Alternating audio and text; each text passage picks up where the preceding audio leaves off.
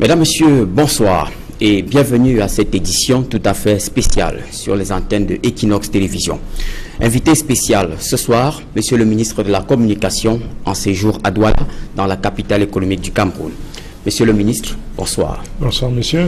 Alors, vous arrivez à Douala au moment où les Camerounais sont sans nouvelles du président de la République depuis sa sortie à la tribune des Nations Unies. Monsieur le ministre de la Communication, où se trouve le chef de l'État?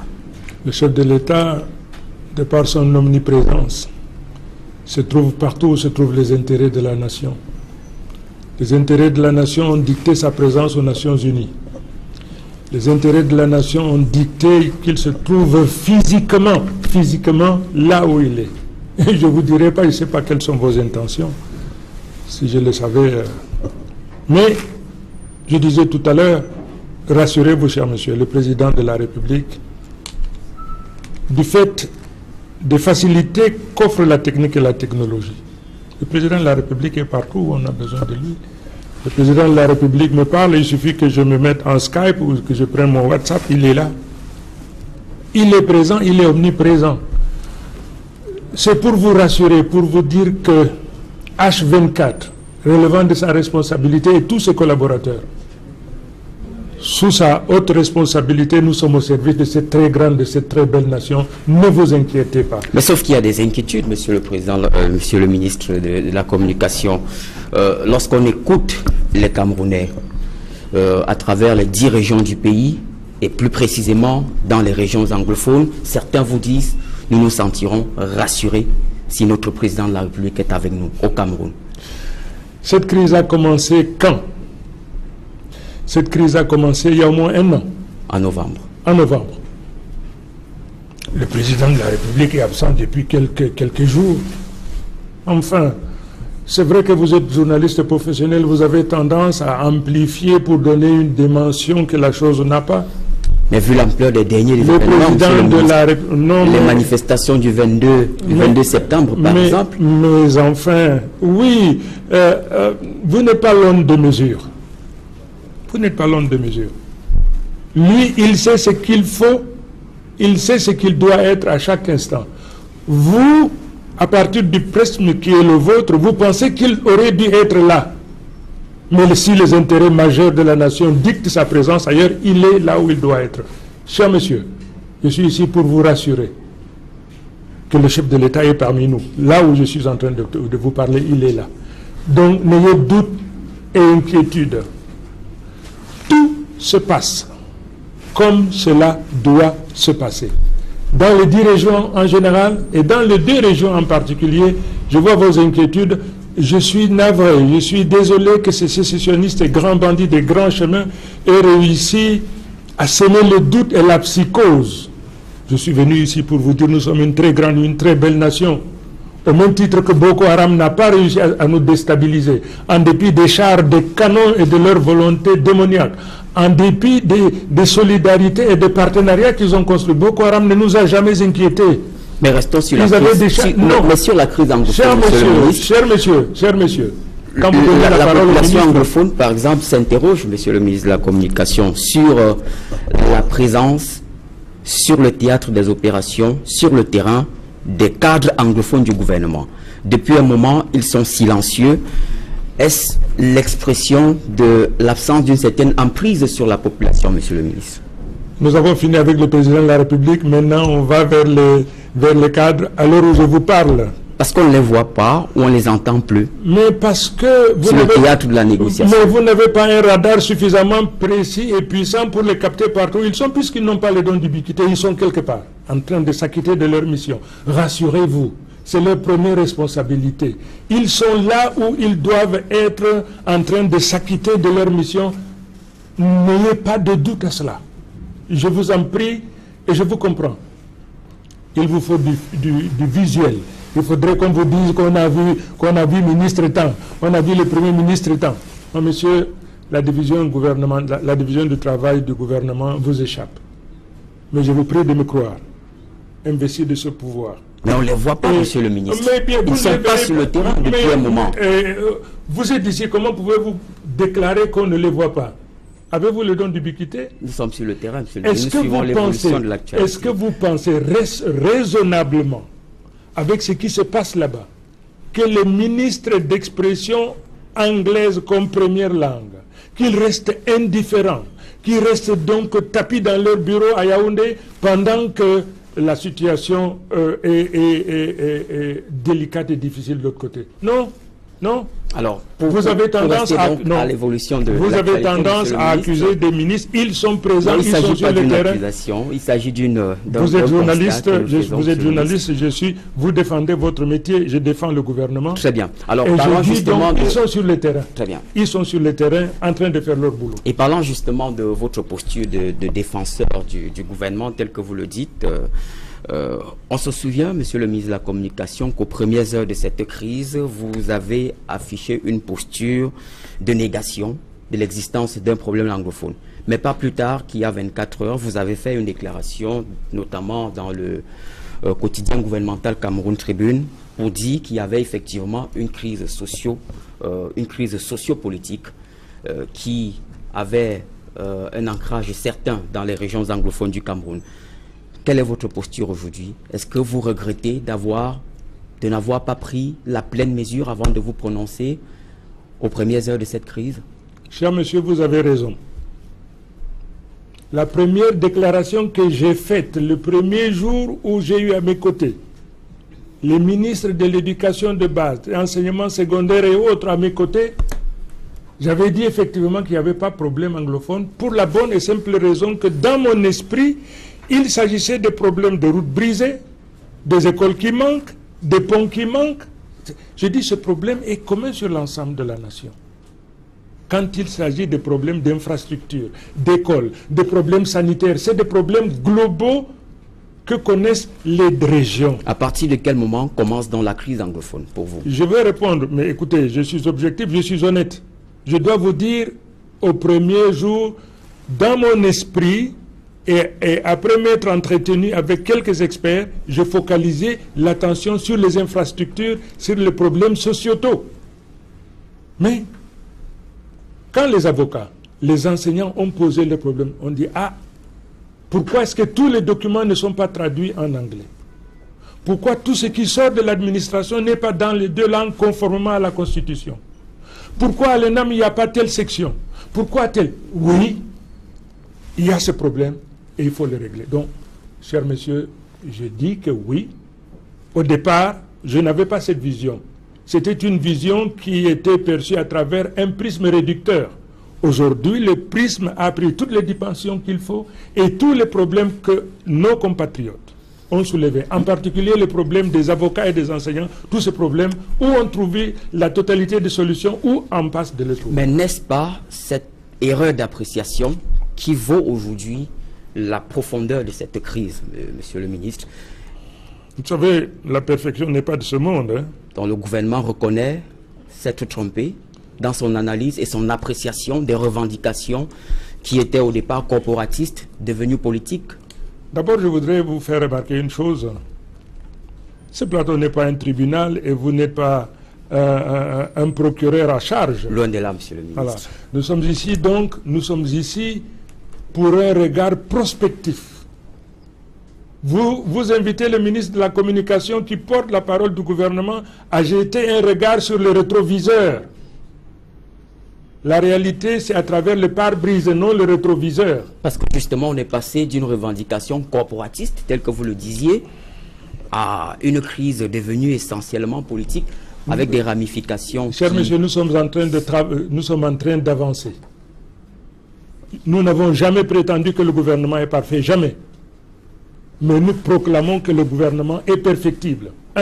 Et la responsabilité de chaque citoyen, gardien de cette nation, mobilisable à chaque instant, c'est d'apporter sa pierre pour améliorer ce qui doit l'être. Améliorer ce qui doit l'être. Vous voulez accuser le gouvernement? Non. Est-ce que vous connaissez le gouvernement parfait au monde? Combien de gouvernements, 100 ans plus vieux que celui du Cameroun, reconnaissent les insuffisances et les corrigent? Nous n'avons jamais prétendu que le gouvernement est parfait. Donc, mais nous disons que vous reconnaissez. Nous disons que le gouvernement est. Nous disons que, à l'instar de tous les gouvernements de par le monde, notre gouvernement est perfectible. Et votre responsabilité, c'est d'accompagner le gouvernement dans cet effort de perfectionnement. Mais le problème pourrait aussi être la posture des membres du gouvernement, monsieur le ministre, comme nous avons vu sur le théâtre des opérations, sur le front de la négociation. D'ailleurs, dois-je le rappeler, lors de son passage à la tribune des Nations Unies, le président de la République a dit du haut de cette tribune à New York, « Nous sommes des mendiants de la paix ». Alors, peut-on être mendiant de la paix en affichant une posture d'arrogance, comme l'ont été certains membres du gouvernement sur le théâtre des opérations? Vous savez, je disais tout à l'heure que vous étiez procureur à charge. Malheureusement, je n'ai pas d'avocat. Non, je n'ai pas d'avocat. Si j'avais d'avocat, j'allais dire, monsieur l'avocat, alors il allait me souffler quelque chose. Ne dites pas ça parce que vous avez un procureur à charge. Non, monsieur, il n'y a pas d'arrogance. Votre gouvernement est à votre service. Mais chaque être a sa manière d'être et de vivre. Je peux venir aujourd'hui m'exprimer comme je m'exprime, ok, pas de problème. Vous trouvez que je suis humble et serviable.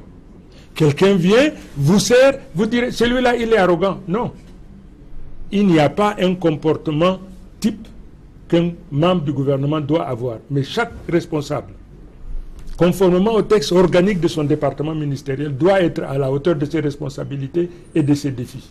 Alors, vous arrivez à Douala, monsieur le ministre, au moment où les Nations Unies viennent de se prononcer sur cette crise. Le secrétaire général des Nations Unies dit dans son communiqué qu'il est convaincu que seul un dialogue véritable et inclusif entre le gouvernement, bien sûr, et la communauté anglophone des régions du Nord-Ouest et du Sud-Ouest, ce dialogue-là pourra être la solution à cette crise et bien sûr pour la préservation de l'unité. Alors, quand irez-vous à la table du dialogue? Non, ce n'est pas comme ça qu'il faut poser la question. Monsieur le ministre, le secrétaire général vient de donner raison au gouvernement camerounais, au président Biya, qui a mis en place un comité en train de dialoguer et de discuter. Please. Quel a été l'élément déclencheur de cette situation? De l'indépendance jusqu'à il y a donc un an, nous nous sommes complis, nous avons accepté la manière dont les choses se déroulaient. Jusqu'au moment où les avocats, les premiers, ont dit non, ça ne va plus. Nous ne nous reconnaissons pas dans le système. Et les enseignants ont dit ça ne va pas. Nous ne nous reconnaissons pas. Alors, le président, M. Biya, qui nous gouverne, a mis en place un comité. Et que fait ce comité? Le dialogue. Discuter, discuter, discuter. Donc, en d'autres termes, il n'y aura pas de dialogue national. Non. Il n'y aura pas d'autre cadre aménagé pour... Non. Maintenant, vous demandez un dialogue national. C'est-à-dire, vous élargissez également le prisme d'observation de la situation. Vous avez cité le secrétaire général. Il a dit négocier avec les anglophones. J'ai dit, ok, il applaudit. Il parle bien d'un dialogue véritable et inclusif entre le gouvernement et les acteurs. Vous savez, véritable, c'est très subjectif. Quelle est votre compréhension de ça? Ma compréhension, c'est qu'il nous donne raison. Il dit simplement continuer ce que vous êtes en train de faire, le dialogue. Quand il dit véritable, où est l'onde de mesure? Où est l'onde de mesure? Quel est l'archétype qui pourrait nous servir de référentiel pour dire, ah, ici, c'est sincère, c'est inclusif? Non, non. Il donne raison au gouvernement, mais votre lecture est biaisée. Donc c'est une question, monsieur le ministre, pour mieux percevoir... Alors, l'autre aspect de votre question consiste à dire que il donne raison au gouvernement et à travers le gouvernement, la nation, et il donne tort aux sécessionnistes. Dites-le. Il dit aux sécessionnistes, ce que vous demandez, vous n'obtiendrez pas. En revanche, à travers un dialogue qu'il veut inclusif, je ne sais pas, machin, à travers ce dialogue, toutes les questions que vous soulevez trouveront solution. Permettez-moi une seconde que j'ajoute quelque chose. Les sécessionnistes ont introduit une pétition aux Nations Unies pour dire qu'il y aura sécession, qu'il y aura ci ou ça. Fin de non-recevoir. Où sont les éléments plutôt génocide? Où sont les éléments de génocide? Ils sont allés en Grande-Bretagne pour dire attention. On dit non, monsieur. Rentrez chez vous, dialoguez, négociez. Et les Nations Unies écrivent au président Biya. les Britanniques écrivent au président Biya, partout ils sont allés pour dire que la seule façon de régler le problème, dialogue. Donc, ces gens-là ont dit non à la sécession. Très bien. Alors, pour sortir... Et vous aussi, vous devez dire non à la sécession. C'est d'ailleurs une posture, nous sommes pour une nation indivisible. Alors, monsieur le ministre de la Communication, pour sortir, quelle est aujourd'hui pour vous la solution à cette crise? Certains observateurs et analystes de la scène politique nationale estiment qu'il faut revoir la forme de l'État et que l'État unitaire décentralisé, tel que rendu opérationnel aujourd'hui au Cameroun, présente un essoufflement. Quelle est votre position? C'est une lecture que nous respectons, mais nous disons que la décentralisation n'a pas produit tous ses effets. Elle n'est pas achevée. Parce que les textes n'ont jamais été appliqués. La Constitution de 1996. Elle sera appliquée, cher monsieur. La Constitution, rien de ce que fait le président de la République n'est illégal. La Constitution lui donne la possibilité de... N'est-ce pas?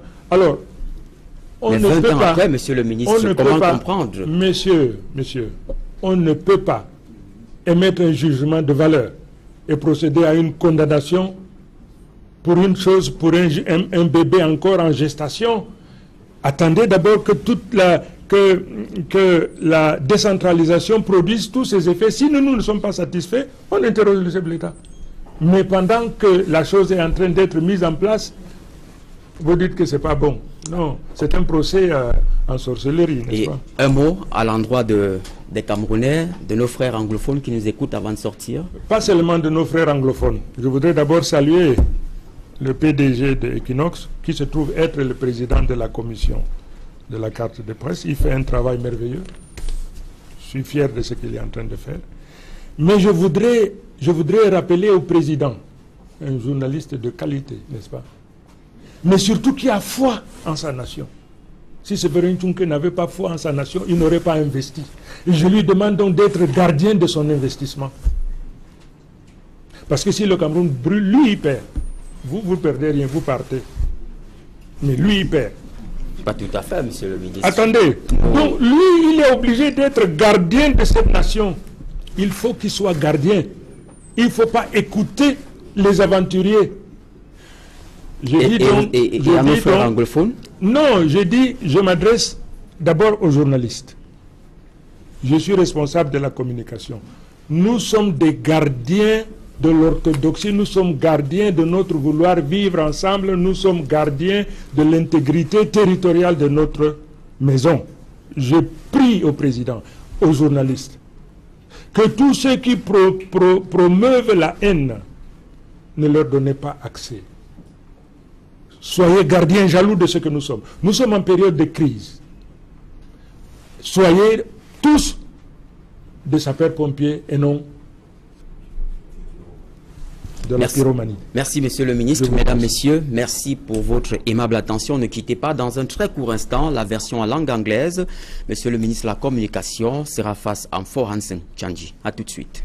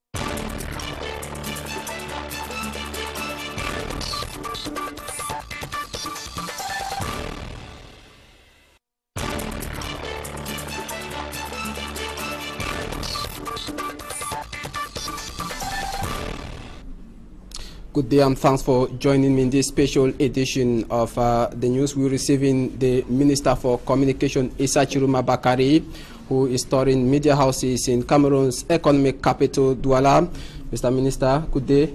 My pleasure. The pleasure is ours receiving you. I'm very much delighted to be here, to be warmly welcomed by you. It is a privilege and a pleasure. Thank you. Thank you very much. Now, you visiting media houses within the context of the Anglophone crisis, what has been termed today as the Anglophone crisis. Minister for Communication, member of government, is there an Anglophone problem today? No. There is no Anglophone problem in this nation.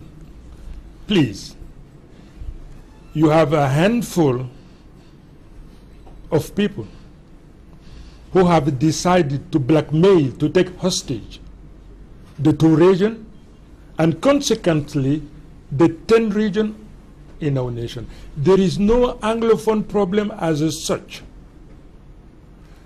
Each region has its own problem. There is no doubt about it. When the lawyers, the teachers, raised the problems that they were confronted with and for which solutions have not been found, they were received, they were welcomed. The head of state gave the instruction to all of those who in one way or other were in charge of the area to receive them, listen, focus the mind on the problem raised by them and to find the right solution. And the problem raised by lawyers and teacher unionists, most of those problems have found a solution. But we were expecting the end of the problems when the secessionists came up with their claim, their demand. They were nothing short than independence. But maybe secessionists took the advantage that in the month of January, you, alongside other government ministers, stood up and said there was no Anglophone problem. This angered most persons who watch you. Today, can we say that the continuous process of the strike action in schools, they are not yet effective? It is because of what you said in the month of January. Can you be blamed today for what is ongoing? No, not at all. I said a while ago that in January, when in my office, I presided over a press conference attended by ministers. In my mind, I thought that infrastructural problems were at stake. We say that the problem of road, building hospital, school, so forth and so on, are common problem all over the nation. But before January, you had lawyers who had stood up to talk about the translation of the OHADA law in the month of October. Can you allow me to continue, please? And in the month of November, teachers had sent a communique 1 month, even before November 21. You are aware of that? We have to be very much disciplined in this dialogue. We are all disciplined. When you raise an issue, you allow me in my capacity as the member of the government and spokesperson, you have to give me the opportunity to answer your question. I'm just recalling, Mr. Minister. I say that at the beginning, I was wrong in my assessment of this situation. When the problem of translation in both languages, any document coming from any administration, and this being not the case, I say, yes, they are right. If Anglophone problems should be identified by those problems, there is no doubt, there is no problem. There is problem, and those problems have to be addressed, and they have to be settled. And this is what the government is doing. But today, the strike continues, which means the efforts put by the government are not enough? No. You are analyzing, assessing the situation through a misleading prism, angle. No, we have been on the ground, Mr. Minister. Schools have not been effective. I'm talking based on statistics we've had on the ground. Let me continue. I said that you are wrong in your assessment of this situation. Let me tell you the reason why. When the government, in compliance with the agreement signed by the government and the representative of lawyers and teachers. When it was implemented, when those who were caught red-handed, put in jail, being court-martialed, all of those in one way or other, when the head of state deemed it necessary to get them released, 55 of them were released, the situation died down. The school had resumed. Not effective. Please, the school has resumed. Economic activity has resumed.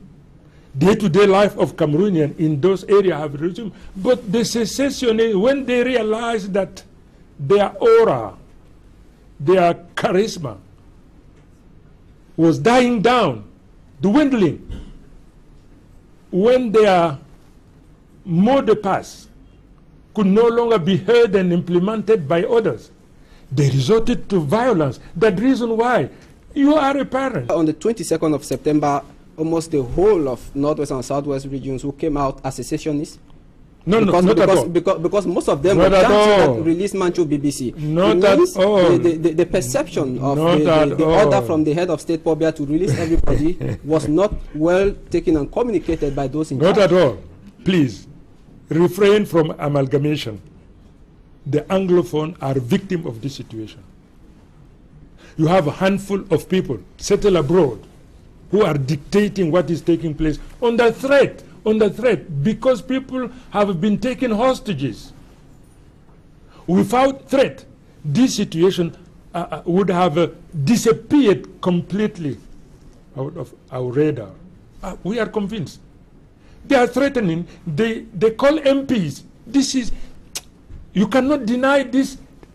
They call MPs, member of the parliament. If you don't resign, we are going to kill you, kill member of your family. Do you have proof that they called them? Yes. Yes. Yes. Most of them, at least one or two, they say that, well, one day, huge gathering, huge crowd, stood there to the house, found them with their family, and said that if you don't resign, you are going to face the consequences. And they were obliged to resign.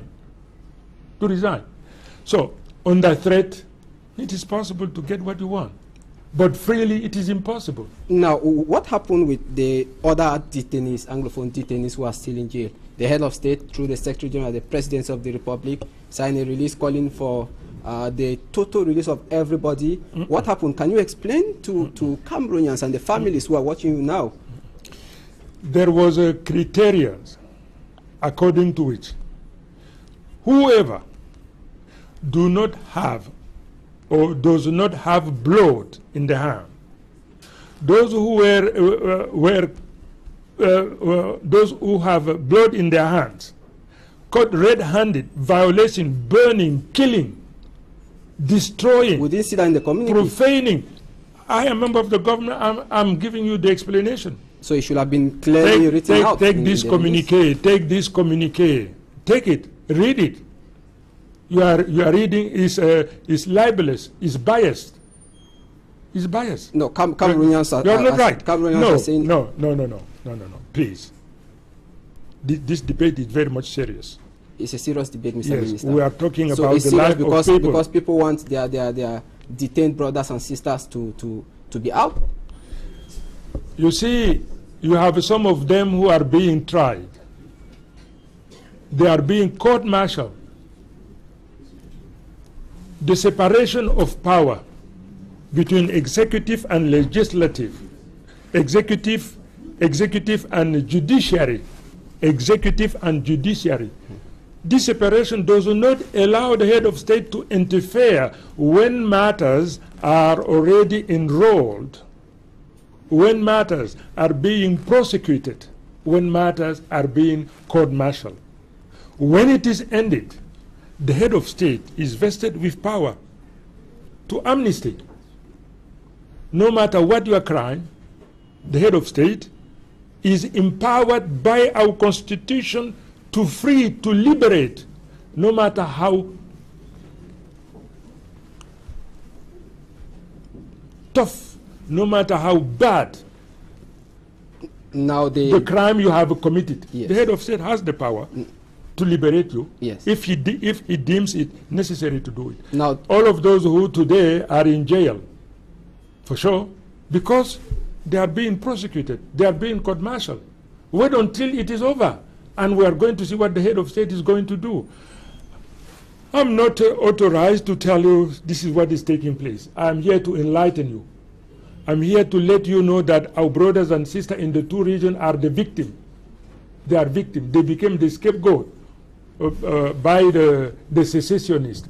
The 8 other regions in the nation are in solidarity, give full and unshakable and unwavering support to our brothers and sisters of the two regions. Let us never amalgamate. What the secessionists want is to say that no, Anglophone, this is not Anglophone problem. This is, today we have a problem with secessionists, handful of people, and they are going to be defeated. The United Nations Secretary General, through the spokesman, signed a release calling on the government and the two communities to look into the root cause of this problem. To you today, what do you consider as the root cause of this problem? Are we going back to 1961? The problem, you see, the head of state and all of us here as a citizen, we are a repository of a legacy handed over to us by the founding father of this nation. We have to be very vigilant, very mindful not to profane the legacy handed over to us by the founding father. In the process, as we are moving forward, in case there is a problem, no problem, it is possible always to look at it. What is wrong? How to handle? How to address it? So today we can still look at the form of the state? The form of after a failure of the decentralization process since inception in 1996? Yes. No. Please don't ask the nation to jump into the unknown without a security net. The Cameroonian, they know what they want, where they are going to, despite the fact that it is far from being perfect. I agree with you. What the government is doing is far from being perfect. But we say that day in, day out, those problems are going to be settled. They are going to find the right solution. I have no doubt whatsoever. But I keep always saying the same thing. Avoid amalgamation.